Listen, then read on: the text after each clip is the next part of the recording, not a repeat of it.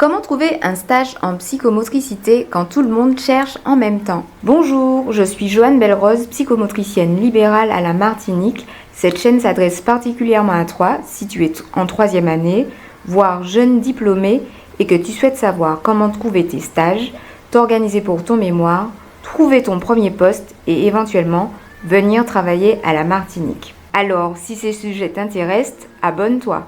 Pourquoi chercher au dernier moment est stressant? Chercher un stage au dernier moment est stressant parce que l'on n'a plus les lieux de stage dans lesquels on souhaiterait exercer et du coup, on se dit souvent « je choisis un seul lieu de stage par défaut ». Ou chercher vraiment au-delà des listes officielles. Est-ce que tu as déjà pensé à cela?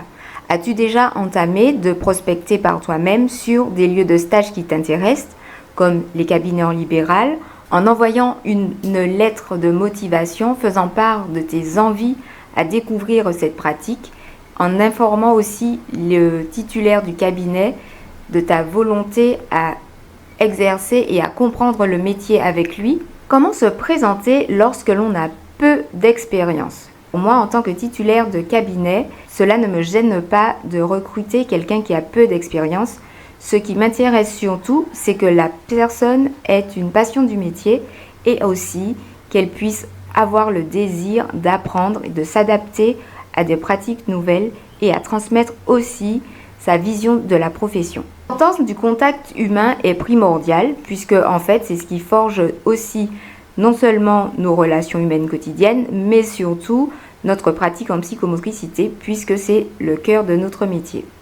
Donc ce qui compte, ce n'est pas forcément une lettre de motivation basique, c'est aussi pouvoir se présenter par un contact téléphonique, un mail en plus.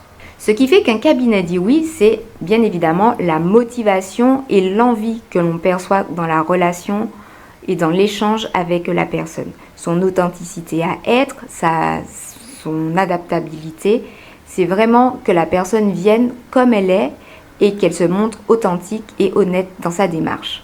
Voilà, ici s'achève cette vidéo. Si celle-ci t'a plu, n'hésite pas à mettre un pouce, à t'abonner et à poser tes questions auxquelles je serai ravie d'y répondre. À bientôt!